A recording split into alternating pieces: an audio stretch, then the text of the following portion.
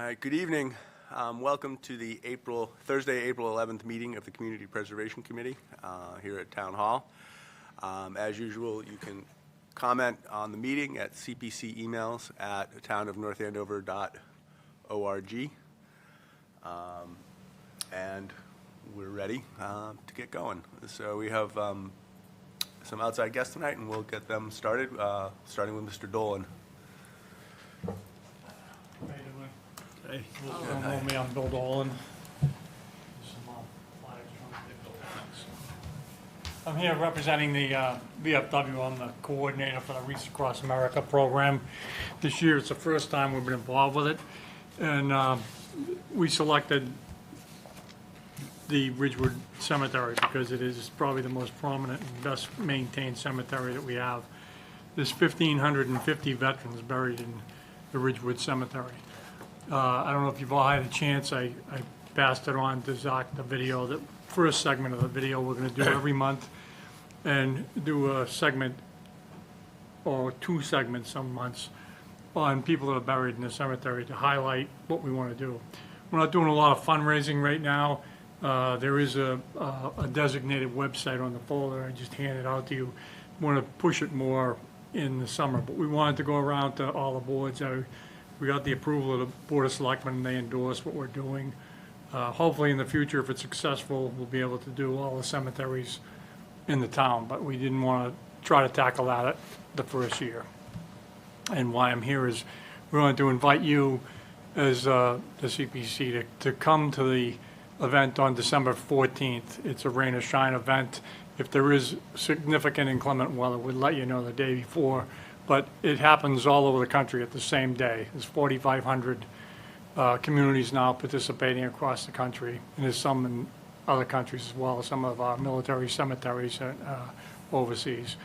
So I went last year to find out more about it. What instigated this was I went with a friend of mine as a bucket list. I don't have a bucket list, not old enough yet, I guess. But he wanted to go see Normandy and Utah Beach, and he never me to go with him, so he asked me, and I said, well, I'm not doing nothing. So we went in October. It's probably the most humbling experience I ever went through, because I can remember all those guys when I was younger and growing up in the town. They're all gone now. And so after that, I went to Georgetown, who has been doing the Wreaths Across America for a couple of years. And it's a brief opening ceremony. A wreath is laid by an active or retired member of each branch of the service, placed on the wreath. A small speech is given, and then the wreaths are placed throughout the cemetery. And Scott Palumbo has been more than helpful in helping us organize this up at the cemetery. And then you take the wreaths and you go to each grave, or if it's a military marker, you look at the grave marker and you say the person's name either out loud or to yourself. You say whatever that person's name is. Thank you for your service. You're not forgotten, and you place the wreath. You don't hang them on the tombs. You just place them down. And if family members wanted to do it, or significant others, they would designate. There's a way for them to designate, and we would make sure that no one puts the wreath on that grave until they show up. So I'm not here looking for money, so that's something good for you guys. But I want to appreciate all you've done, because I've been in the town for my whole life, with the brief exception of my military service. And I think that, we've come a long way in the town, and it's the cooperation and collaboration of North Andover GovCAM.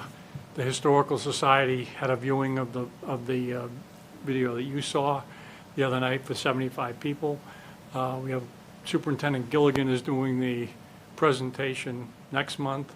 We're going to have a booth at sheep shearing. So it's really to get everybody together on something, and this is one thing we think everybody could agree on, that to honor the veterans, not only on Armistice Day and Memorial Day, but another way to do it. And they're not called Christmas wreaths, they're called Veterans Wreaths. So it's just another way to remember. They'll notify me when the trucks are coming, whether it's 2 or 3 days ahead or a little bit, and me and Scott Palumbo have already arranged. We'll have people pick them up. We'll stage the truck because it can't fit into the cemetery. and made arrangements for people, private people, to pick up the wreaths and bring them, store them till that day. And then we spread them out through the cemetery, and we have a key person for each volunteer group. We have a couple of Girl Scout troops and Boy Scout troops, and we'll assign them to a certain area of the cemetery to pick up the wreaths off the pathways and lay them down. If they're done, they come back and do it again. But it's a good way to showcase the work that you have allowed the Ridgewood to do with the walkways. And I was with Dave Rand today. He was doing a segment later on. Dave's 93 years old. He's a Korean War veteran. He's a former police officer. And he's a member of the Ridgewood Cemetery Board. And he says, I know because I have friends that are my age that use the Ridgewood Cemetery now as a place to walk. So it's the work that you've allowed them to do has made an improvement. I mean, a lot of people say it's a cemetery, but if you've ever walked in Arlington, it's the same way. So I just want to come tonight to tell you we appreciate what you've been able to do for the town, and the VFW is sponsoring this event, and you'll see more about it as it goes along, but I wanted to invite you all to come on December 14th at noontime to lay the wreaths or just witness what's going on out there. And that's it, unless you had any questions. I won't take your time. Just thank you for your service, and thank you for coming. I was just curious, I've seen this all over the country. Please, is it organized locally everywhere, and then how does it all fit into a national organization? I'm just curious. There's, every community has a coordinator, and the coordinator organizes it. They have a lot of materials that are canned materials, which we were able to go through. CAM is able to pick those. In the video, you saw the trucks rolling in, which is things from there, and a lot of specific organized, when you talk about wreaths across America, like telling them the veterans wreaths and our Christmas wreaths. It all started, they had some extra wreaths one year, 5,000 extra wreaths from the place that makes the wreaths in Maine. They didn't know what to do with them. At the time, they asked Olympia Snow, who was the senator up there, what can we do? And they found a little used place in Arlington National Cemetery, and they put them out. No one even noticed it for a while, but then somebody was in there in the winter and took a picture of the wreaths on the graves, and it just everybody wanted to do it. So that's how it's blossomed, and we do it. Bethune does it. Haverhill does it. Lawrence and Andover don't do it, but it's up to the community if they want to do it. And like I said, we want to expand on it. We want to go to the Holy Sepulchre, the two cemeteries on Academy Road. There's another cemetery way out on Berry Street. There's a couple of cemeteries that people at that time could come back and were buried. Veterans came back from the Civil War and were buried behind the houses. So we want to take care of all of them if we can, but we didn't want to bite off more than we could chew the first year. But every community does it it will be on December 14th across the country. And they pick the time of the day, but it's all December 14th. No, thank you very much. We appreciate we appreciate your time. We really appreciate the event, and of course, we appreciate your service to the town and to the country and to the VFW. So, we'll definitely be there. And thank you very much for Thank you. coming. Thanks for coming. Bill, quick question, something else. You were, that I know of, you were the first champion of doing something with the stables up at the Osgood yeah, Estate. yeah, and so we've been funding it now, so it was on our agenda this year again.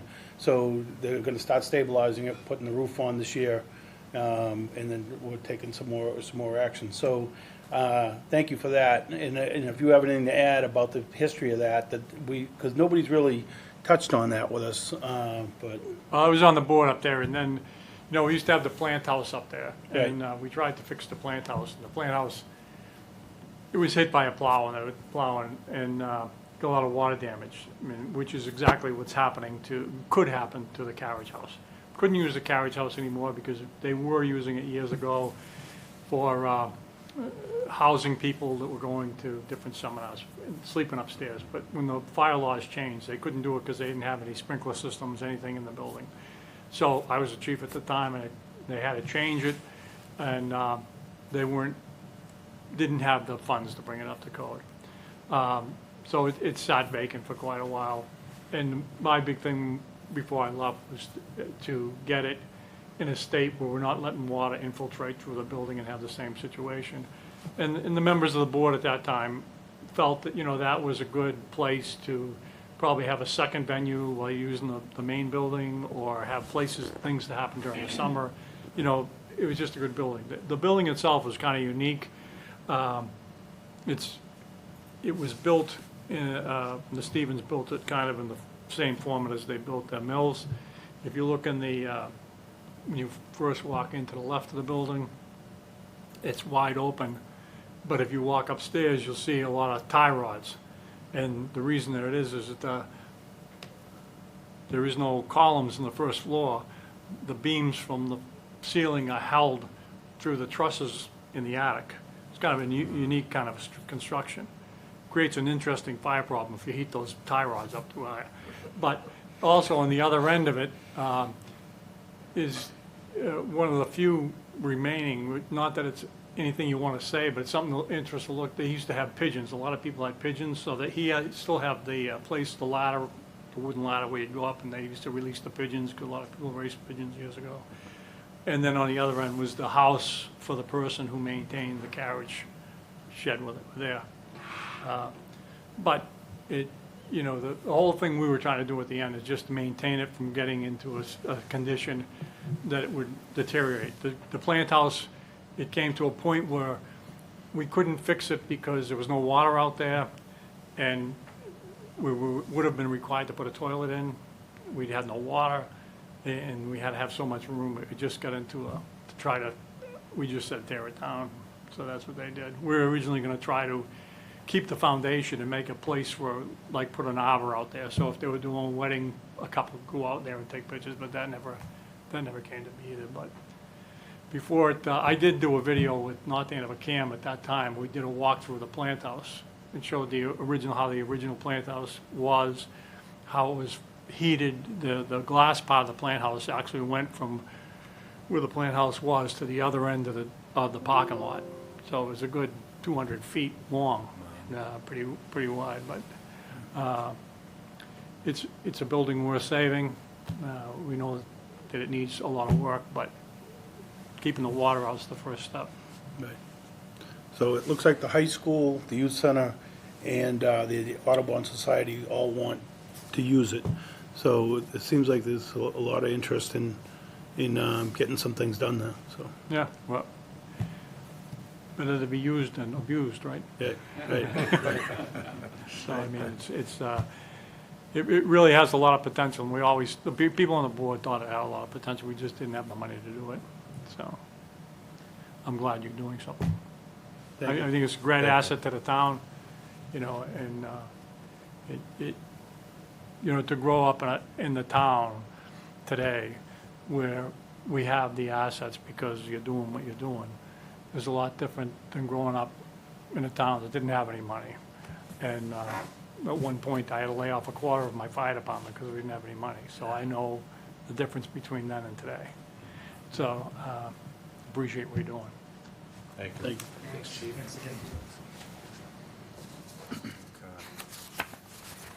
All right. Next is the presentation for town meeting. I'm going to talk a little bit conceptually about this because, we met, I met with a few people earlier this week to kind of talk about the strategy.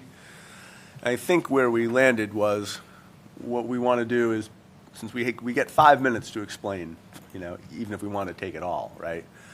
So what we figured was there are 8 projects that are majority vote, right? The regular projects, the church and all the other ones that are just straight funding. And then the 9th is the bonding. And I was saying, how in 5 minutes are we ever going to do all those projects? And then also, when we're taking a vote, it seems like it'd be a little, it seems like you're taking votes with 2 different majorities, right? So what I mean is, so when you need 2/3 in the bonding. Yes. So There were 2 separate articles, right? So right now, it was sort of, I think they're going to adjust it. And then there's two separate articles for the Recplex itself. There are two separate articles in the sense that one article is the CPC article with the bonding. And That's my point. Because anytime that we purchased land in the past, as part of CPC, we had the regular omnibus article. Yeah. And then we had to have a separate article to beg, borrow, and steal for, to borrow the money. We don't. There's two articles, one for the Recplex, which is in the group of the project for CPC, and then there was one, one article for the town's bonding, for their contribution. So it's not, Well, town council's okay with it then, you know, but. I think you'd have to, well, well, I don't know. I mean, could you vote the whole thing and just say, okay, it was 2/3? Or do you have to separate that? Well, the point ends up being is that I don't think you can have an article where one part of it is 2/3 voted, one part of it's 50-50. I think the better thing is if nobody makes an issue of it, don't make an issue of it, but, you know, Yeah, town bonding, that's the financial side of things. It's one article. They'll be putting that up there. Hopefully they'll detail the fact that the Recplex is included in the bonding there. Because typically it's just general obligation type bonding for so the things. town's funding comes after the article for CPC. Yep, yep. I mean, I think the bigger thing related to it is there's two sides to the story, is in most years, less said is better because you already have the vote, and actually, the longer you go, the more risk you have that you could create a problem for yourself. So I would be generally inclined not to cover everything, but to be relatively brief. Yeah, you gotta probably address the Recplex, but don't do it in excruciating detail, and then just sort of move through it quickly, and then if somebody has a question, they have a question, but, you know, if you spend too much time talking about it, people Yeah. will start to raise issues. You know, I mean, I guess the point was, almost thought, like, could we take, you know, how would we do it so we take one vote on the 8 simple articles that just require a majority, and then we stop and we say, okay, now there's, you know, now let's explain the Recplex, because. We've done this before. The moderator lets us pull one piece out, right? Yeah. Well, that's different. This Yeah. is different, because I think technically it may not be in good order, but well, I don't know, this is where you talk to council, but I will tell you, absolutely, when we purchased land and we were going to have the potential for bonding it, we had to have a separate article. And I think if you have everything in one article, I would just go through and vote the whole thing and be done with it. Yeah, I mean, I guess the point is, right, like, The time frame, right? the time, yeah, well, I mean, one, the time frame, and two, it is a little bit of a complex message, and you do want to introduce,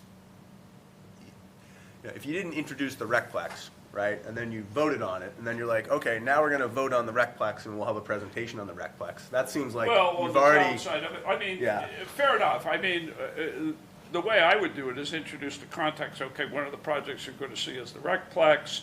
A portion of it's going to be funded through CPC, the rest of it's going to be funded through the town, and you're going to see it over the next 2 articles. And this is the CPA piece, and then the other one's the other piece, and be done with it that way. I mean, what you really want is you want them to do, like, to vote it through without any, the second one in particular. After you've done the first one, just do the second one and be done with it. I think, John, I think that's more likely than not, because if they bundle all general obligation bonds together, even if they do a little bit of detailing, you know, and that financial article, it'll sail through.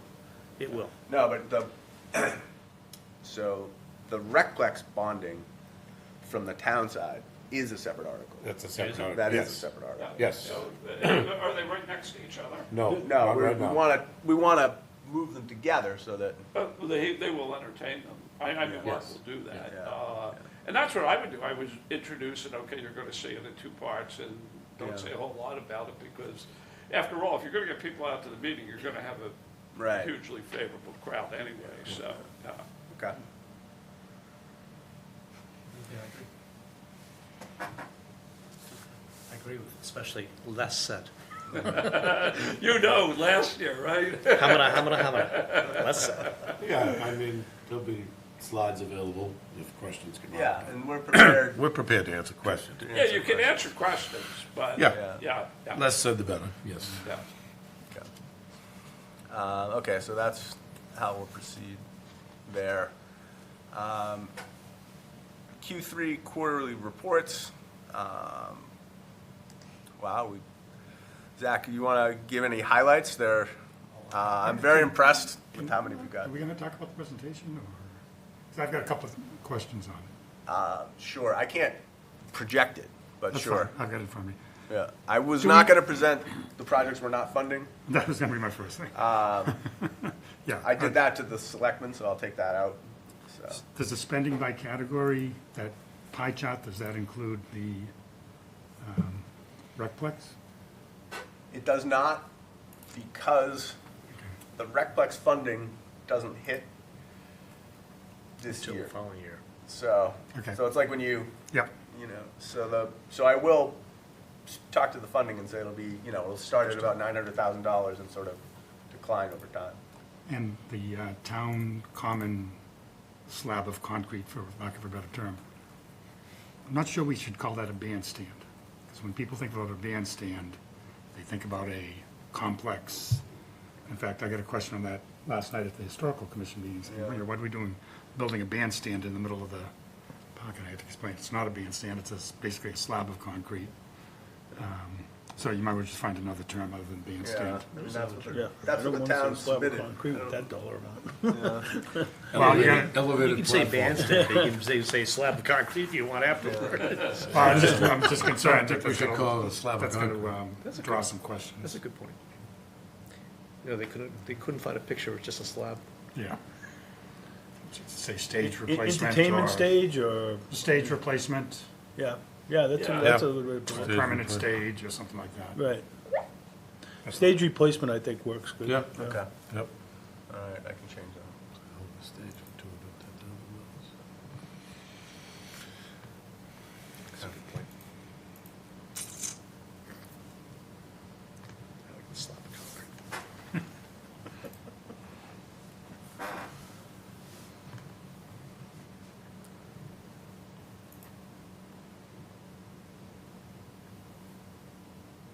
How did the presentation go with the selectmen? It was fine, it was good. Yeah, Yeah. I mean, we talked for a long time about the church mostly, but everything, sort of went through pretty, they were happy with the presentation and the process and everything. So Good. no sort of hiccups there.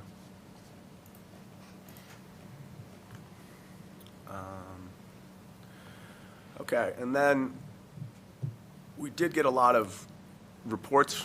I think, we should, Zach, if you want to, was there anything that you noticed in the reports that we should be alarmed about? I honestly did not read through them, but I do want to note that I really appreciate you getting on that, because that's a key piece of administration we've been missing, is sort of understanding what's coming down the pike and where people are at these projects, so. No, nothing super alarming. I mean, in terms of recent changes, like if you've driven by the library, you've seen they've been hard at work there, redoing the stairs. There's a few of them that kind of said that they were, starting to get underway after, now that it's warmed up, there's not snow. I'm still waiting on, a few reports, but for the most part, I was able to round up most of the ones that are ongoing and try to get some of the accounts closed that are inactive or all the money's been spent. So. Great. Any questions from the committee on the status reports? Okay. And then the next item on the agenda is a memo prepared by Zach about two projects from Ridgewood Cemetery. Preservation of second burial ground, 1325, and second burying ground restoration, 1356. So one's from FY14 and one's from FY 18.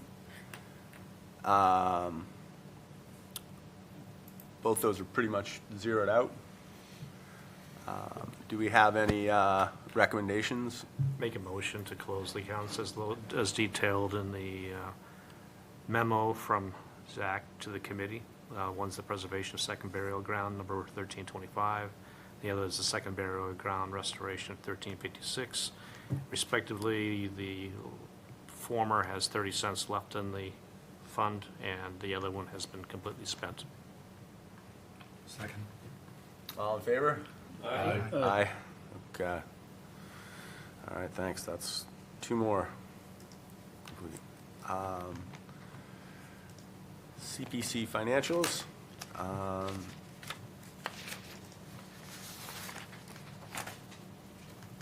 Anyone have any comments on that?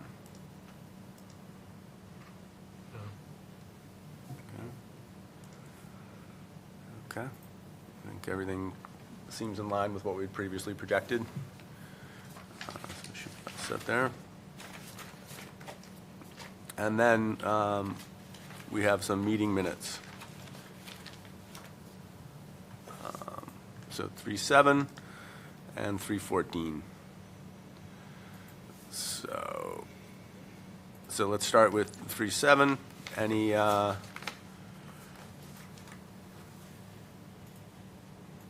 Any questions about the minutes?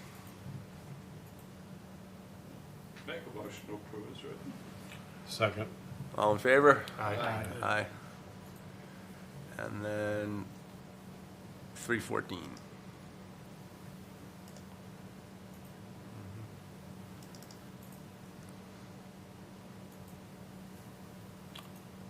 I'll make a motion to approve the minutes as drafted. Second. All in favor? Aye. Okay.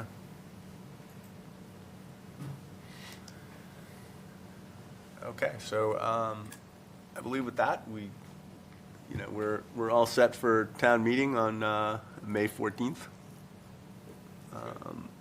And I don't think we have any loose ends that require us to, sometimes I know we've put a meeting on the day of, Yep. but I don't think we have anything coming.